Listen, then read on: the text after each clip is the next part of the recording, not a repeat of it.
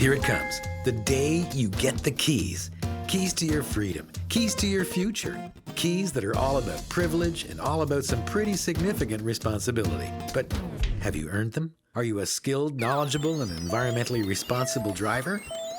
Not that long ago, people didn't have a strong understanding of the role automobiles play in climate change and the impact driving has on the environment. It's a little different now, because you can put some facts under your hood, like vehicle engines produce carbon dioxide, CO2. CO2 is the principal greenhouse gas. Greenhouse gas emissions in turn affect the Earth's climate and, as a result, climate change compromises the survival of living things. Let's get into some specifics. A 1,400 kilogram car produces about 4,200 kilograms of CO2 per year. If you multiply that by 20 million vehicles, it creates a staggering impact on a planet that is trying its best just to survive. It's all about being aware of the negative environmental consequences of driving and taking a close look at options like walking, biking, skateboarding, carpooling, taking public transit. You can make choices that allow you to hang up those keys sometimes and explore the alternatives. As you face your future as an environmentally responsible and highly skilled new driver, remember to examine alternative ways of living and working, things like teleworking, conference calling, or taking courses on the web. Remember, too, how important it is to plan every trip, to avoid backtracking or inefficient routes, to combine several trips or errands into one, to watch for slowdowns and snags, because planning can save you money and save the environment as well. You can also take a very close look at some driving techniques that will help you be more gentle to Mother Earth, your vehicle, and your pocketbook as well. Let's review some of these techniques now. First, avoid jackrabbit starts at all costs. Think of the accelerator as the money pedal, and always use it gently, efficiently. Second, maintain a steady speed because it maximizes your vehicle's ability to use all the things that make it fuel efficient. Varying your speed unnecessarily uses more fuel and increases wear and tear since you're on and off the brakes. The wear is on tires, brake pads, rotors, shoes, and drums, and you're putting unnecessary stress on your transmission and driveline. Not to mention the fact that you're stressing yourself out needlessly. Third, avoid high speeds.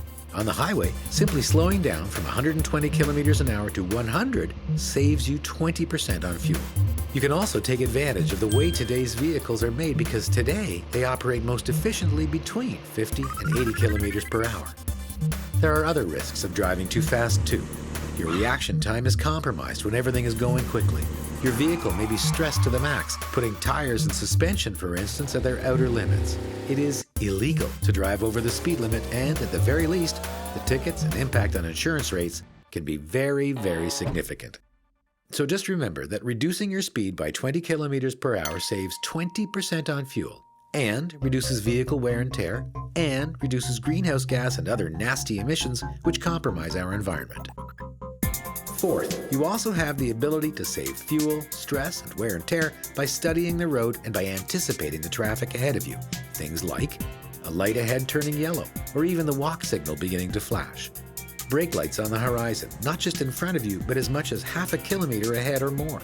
Evidence of clumping of cars ahead. A sudden change in weather conditions like the onset of rain, sleet, or snow. Signs pointing to construction activity or detours. All these things can give you key information, like whether to gradually slow down, whether to change lanes well in advance, whether to accelerate or maintain your current speed.